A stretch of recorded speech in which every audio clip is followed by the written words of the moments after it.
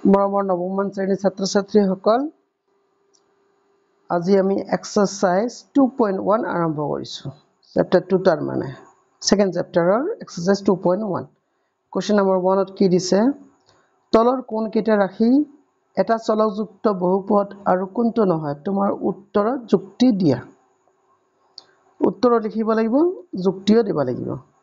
Question number 1টো মই তোমালোকক বুজাই দিছোঁ ৰবা। এইটো ইয়াত আছে 4x² - 3x + 7। ইয়াত আমাৰ তোমালোকে চাবা চলক ৰাশি কাক বোলে? যি পদৰ বা যি চিহ্নৰ মান সলনি হ'ব পাৰে তাকে আমি চলক ৰাশি বুলি কওঁ। গতিকে ইয়াত কাৰ মান সলনি হ'ব পাৰে? x ৰ। মানে ইয়াতো চাবা x, ইয়াতো আছে x। যেহেতু ইয়াত x আছে তেনে এটা চলকযুক্ত বীজগণিতীয় ৰাশি হয়। কিন্তু এতিয়া কথা হ'ল কি, বহুপদ হয়নে নহয়? বহুপদ হয়। কিয়নো ৰ'ব মই তোমালোকক ডাঙৰ কৰি দিছোঁ। ই বহুপদ হয়। কিয় হয়? কাৰণ ইয়াত x ৰ পাৱাৰ কিমান আছে? x ৰ পাৱাৰ 2 আছে। ই ভগ্নাংশ নহয়, -2 নহয়, ইন্টিজাৰ নহয়, নেগেটিভ ইন্টিজাৰ নহয়। ই সাধাৰণ সংখ্যা, স্বাভাৱিক সংখ্যা। সেইকাৰণে আমাৰ হ'ব কি, এক নম্বৰটো তোমালোকে লিখিবা যে ই এটা বহুপদ হয়, এটা চলকযুক্ত বহুপদ হয়। এতিয়া নেক্সট কুৱেশ্যন লৈ গৈছো মই ৰবা। নেক্সট কুৱেশ্যনত তোমালোকে চাব পাৰিছে এইটো। ইয়াতো মাথো আমাৰ এটা চলক আছে, গতিকে ইও এক চলকযুক্ত হয়, বহুপদ হয়। ইয়াত তোমালোকে চাইছা, ইয়াত কিন্তু চলক ৰাশি দুটা আছে, এটাই আছে, টি আছে। কিন্তু ইয়াত √টি আছে। চলক ৰাশিৰ পাৱাৰ কিমান আছে? ৰুট আছে।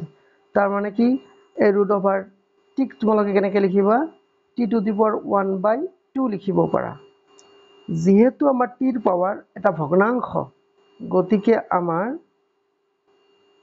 18 নম্বৰটো বহুপদ নহয়।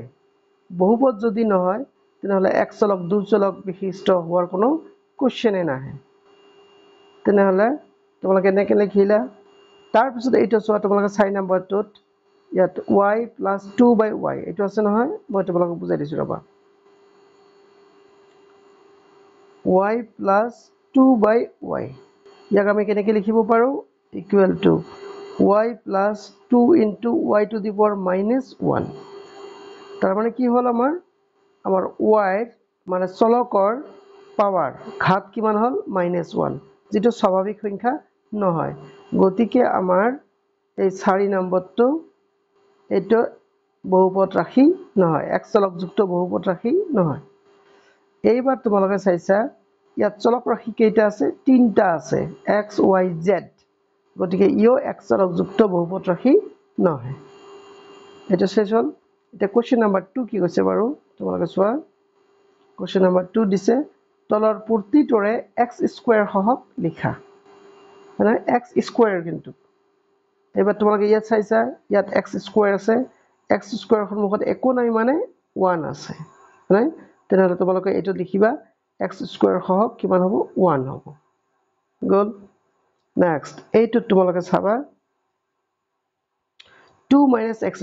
ইয়াত -x² আছে নহয়, তাৰ মানে ইয়াক তোমালোকে এনেকৈ লিখিব পাৰা 2 + -1x²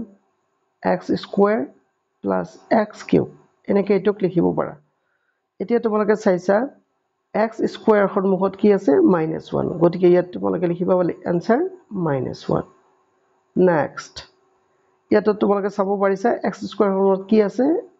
π/2 আছে। গতিকে এইটোৱে তোমালোকৰ আনচাৰ। ইয়াত x² পদ নাই, গতিকে x² পদ তোমালোকে বনাব পাৰিবা এনেকৈ, +x², কিন্তু 0 পূৰণ দিবা। তেনেহ'লে ইয়াত x² পাৱাৰ কিমান আছে? নাই মানে 0। x² পাৱাৰ কিন্তু দেই, সহগ কিন্তু, পাৱাৰ নহয়, সহগ। x² সহগ কিমান আছে? 0। নেক্সট আচ্ছা, এইটো কৰিবলৈ যাওঁতে তোমালোকক এটা কাম কৰিব লাগিব, পূৰণ হৰণ কৰিব লাগিব, নহ'লে তোমালোকৰ এইটো শুদ্ধ নহ'ব। হয় নাই তাৰপিছতহে তোমালোকে এইটো কৰিব পাৰিবা কেনেকৈ কৰিবা মই দেখাই দিছোঁ ৰ'বা কি আছে 2x - 3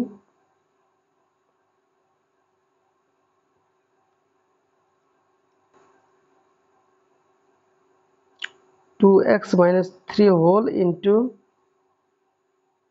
x square minus 3x plus 1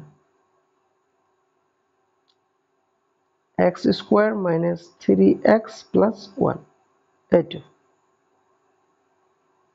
minus 3x plus 1 এইটো আছে ঠিক আছে বাৰু এইটো তোমালোকে আগত ইয়াক সিম্পলিফাই কৰিব লাগিব তাৰ পিছতহে তোমালোকে x square সহক উলিয়াব পাৰিবা কেনেকৈ কৰিম আমি এইটো দি গোটেইটোকে আমি পূৰণ কৰিম হয়নে তেনেহ'লে আমাৰ ৰিজাল্ট কি হ'ব 2x cube minus এইটো দি এইটো পূৰণ কৰিলে minus 2 3 6 6x square তাৰপিছত plus 2x মানে এইটোক দি আকৌ এইটোক পূৰণ কৰিলা গ'ল তাৰপিছত হ'ব এবাৰ -3 পালা জাগা নহ'ব কাৰণে ইয়াতে দিছোঁ -3 into x square minus 3x square গ'ল minus into minus plus 3 into 3 9 9x তাৰপিছত minus into plus -3 এইবাৰ তোমালোকে ইয়াত সিম্পলিফাই কৰিবলৈ চেষ্টা কৰিবা আৰু আকৌ 2x cube ইফালে চাইছা তোমালোকে ইয়াত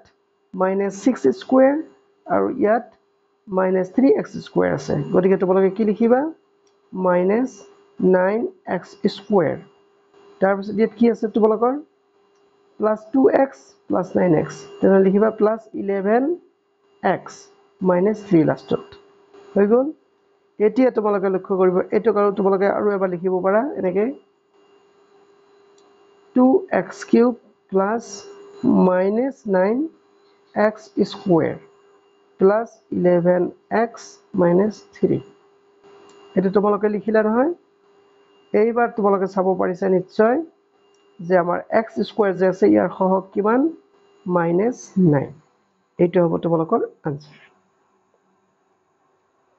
হয়তো তোমালোকে বুজিব পাৰিছা যদি বুজা নাই তোমালোকে মোক কমেন্টত জনাবলৈ চেষ্টা কৰিবা এবাৰ মই আকৌ হেৰি কৰি লৈছোঁ সৰু কৰি লৈছোঁ ৰ'বা কোৱেশ্চন নম্বৰ 3 কি আছে কোৱেশ্চন নম্বৰ 3 তোমালোকৰ দিছে 35 মাত্ৰাযুক্ত এটা দ্বীপত আৰু 100 মাত্ৰাযুক্ত এটা একপদৰ একোটাকৈ উদাহৰণ দিয়া দ্বীপত ৰাশি কাক বোলে ফাৰ্ষ্টত আগতে তোমালোকে বুজি লোৱা মই বুজাই দিছোঁ ৰ'বা ইয়াত চাইছা x square plus 2 ইয়াত পদ কেইটা আছে দুটা সেইকাৰণে ইয়াক আমি কম দ্বীপত ৰাশি এক পদ বুলি কওঁ যদি 2 লিখা এটো এক পদ হ'ব যদি মাত্ৰ x লিখা এটো হ'ব এক পদ গতিকে এইখিনি তোমালোকে বুজি পালা এইবাৰ আমি আমাৰ একশন লৈ আহো কি কৈছে তোমালোকক যে 35 মাত্ৰাযুক্ত মাত্ৰা মানে পাৱাৰ আৰু 100 মাত্ৰাযুক্ত 35 মাত্ৰাযুক্ত এটা দ্বীপত তোমালোকে এনেকৈ লিখিব পাৰিবা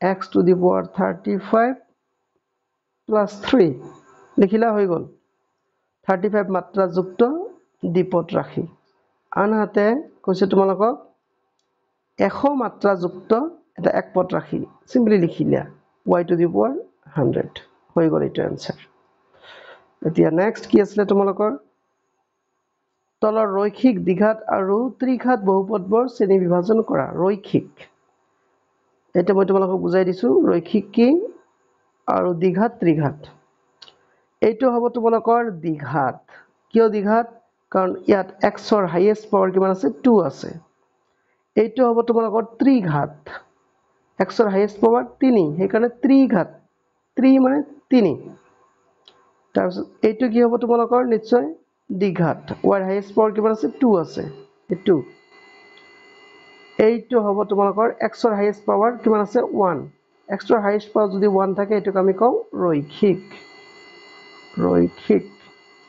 গতিকে আজি তোমালোকৰ কোৱেশ্চন নম্বৰ 5 লৈকে সলভ কৰি দিয়া হল তোমালোকে লাইক কমেন্ট শেয়াৰ কৰিবা কমেন্ট কৰিবা তাৰ পিছত তোমালোকে চেনেলটো সাবস্ক্ৰাইব কৰিবলৈ চেষ্টা কৰিবা চোৱাৰ কাৰণে ধন্যবাদ